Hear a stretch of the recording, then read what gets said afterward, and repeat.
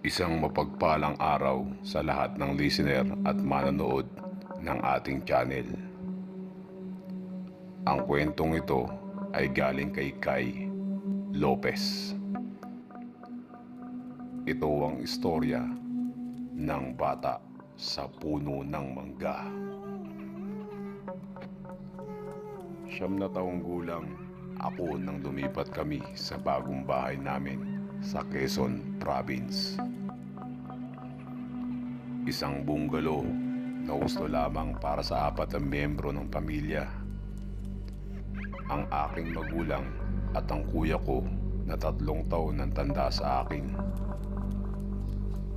Isang mahabang biyahe ang kailangan mong bunuin bago mo marating ang lugar ng Quezon. Paglapag namin sa tapat ng bahay ay tanaw mo na ang mataas na damo. Madidinig mo ang kaluskos ng mga dahon sa tuwing iihip ang malakas na hangin. Ang pakod ng bahay ay gawa lamang sa pinagtagpi-tagping piraso ng kahoy. Bagsak na ang pintuan ng gate na parang nabubulok na kahoy dahil sa tagal. Pagbukas ni Papa ng gate ay maririnig mo ang langit-ngit ng lumang kahoy na parang dumadaing na at nais ng magpahinga. Ito na ang bagong bahay natin? Kahit pinipilit ni Papa ng umiti, ay nababanaag mo sa kanyang muka ang kalungkutan. Mukhang kahit siya ay hindi kontento sa bago naming tirahan. Magiging ayos ba tayo dito? Tanong ni Mama sa kanya. Nilapitan siya ni Papa at niyakap ng mahigpit. Hindi ko alam noon kung bakit bigla na lamang umiyak si Mama. Hindi ko na rin sila tinanong. Ano nga naman ang pakialam ng isang tulad kong musmus pa lamang? Matapos iyon ay kinuha nila ang iilang gamit na nakalagay sa sasakyan. Iniwan na daw nila ang karamihan sa mga gamit namin sa dati naming tirahan dahil hindi naman sa amin yon. Pati ang paborito kong upuan ay iniwan na rin. Tutulong sana ako sa pagpasok ng mga gamit namin, pero sinabihan ako ni Papa na wag na at baka makatagal lang daw lalo ako. Si Kuya naman ay parang wala rin sa wisyo at padabog na pumasok sa loob ng bahay. Noong isang araw pa siya nagagalit at pilit na ayaw sumama kila Papa dahil ayaw niyang iwanan ang kanyang eskwelahan at mga kaibigan. Pero sabi ni Papa, kailangan daw naming umalis. Umupo ako sa isang bato na nasa ilalim ng mayabong na mangga. Nang bigla akong makarinig ng isang paswit. Lumingalinga ako para hanapin kung saan nagmumula ang tunog na iyon, pero hindi ko nakita ang pinanggagalingan ng paswit. Inisip ko na lamang na ihip lamang ng iyon ng hangin. Maya-maya pa ay muling naulit iyon. Hindi ko alam, pero otomatiko nang inangat ang ulo ko at tiningnan ang nasa itaas.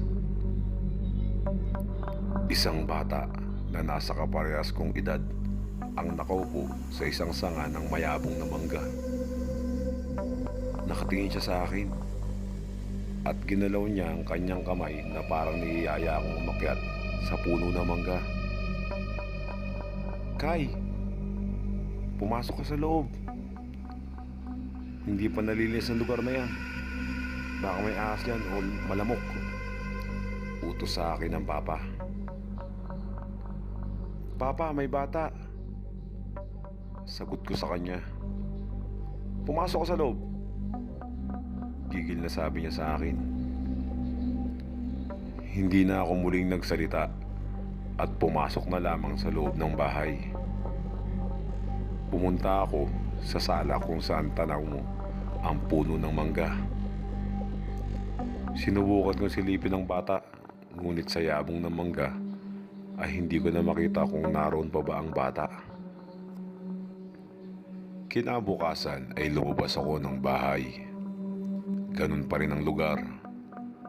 Mataas pa rin ang mga damo, liban na lamang sa mga tuyong dahon na ngayon ay naiipon na sa iisang sulok. Pumunta ako sa ilalim ng puno ng mangga at muli kong tiningala ang lugar kung saan nakaupo ang bata, pero wala na ito doon. Nakaramdam ako ng kaunting panghihinayang. Nais ko sanang magkaroon ng kaibigan sa bagong lugar na ito. Inisip ko na lamang na siguro ay babalik na din ang batang iyon. Bulaga! Nagulat ako sa sigaw ng bata na nasa likuran ko. Napagtanto kong siya rin ang batang pumapaspit sa akin kahapon. Nakakainis makita ang reaksyon niya. Natawa ng tawa na animoy nagtagumpay sa panggugulat sa akin. Pero hindi ko na lang siya pinansin. Papasok na sana ako nang yayain niya akong umakyat sa puno ng mangga. Pabilisan daw kami at kapag ako daw ang nauna, magkaibigan na kami. Kahit naman sa syudad ako na malagi ng matagal ay marunong akong umakyat ng puno. May puno kami ng makopa sa harap ng bahay namin at palagi kong inaakyat kaya't pumayag na rin ako. Pumwesto kami sa magkabilang panig ng puno at saka pumilang ng 3. Pagkatapos niyang bumilang ay nagunahan na kami na abutin ng tuktok ng mangga. Gaya nga ng inaasahan, nauna ako sa taas ng mangga. Sa hindi ko may paliwanag na dahilan, huminto na siya noon na sa kalagitnaan na siya. Bumaba ako at umupo rin sa sanga ng mangga. Magkaibigan na tayo? Ang galing mo palang umakyat. Natalo mo pa ako. Nakangiti na sabi ng bata. Magaling talaga ako. Nagmamalaking sabi ko. Naging malapit kaming magkaibigan ng batang iyon. Sa tuwing umaga, mag-uunahan kaming umakyat sa puno ng mangga.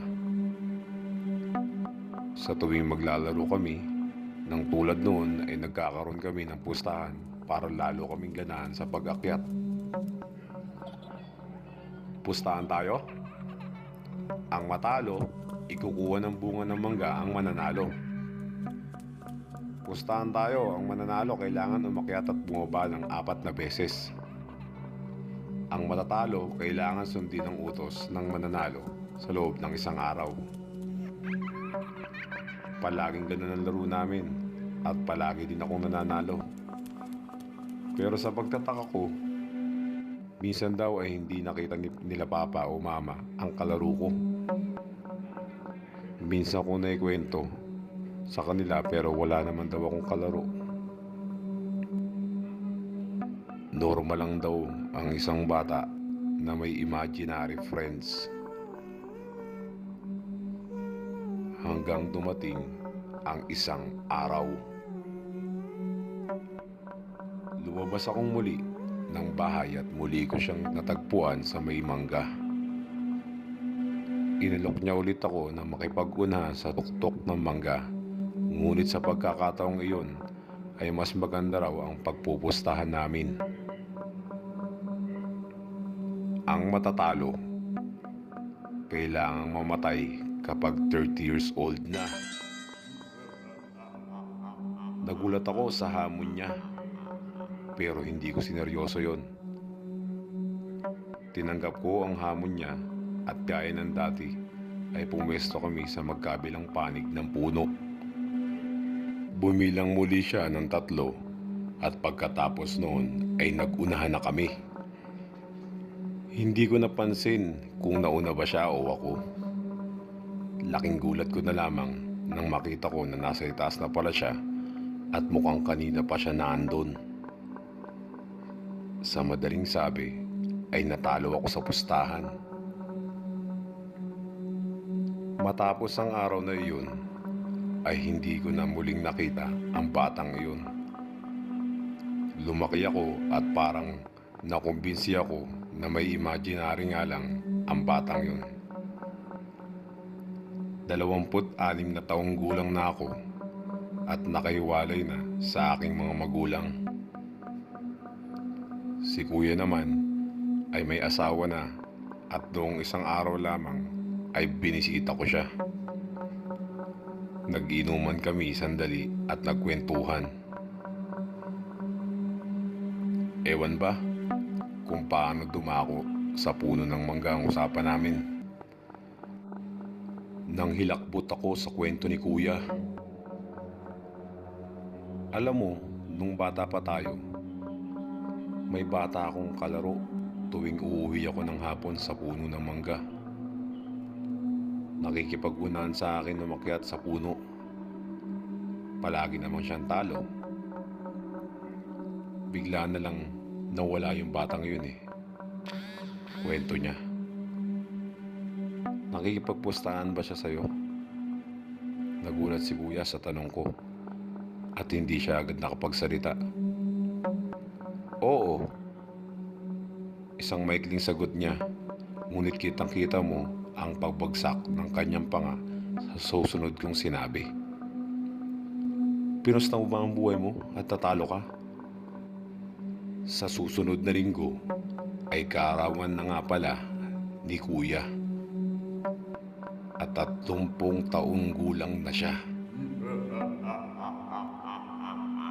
At dito po nagtatapos ang aking kwento.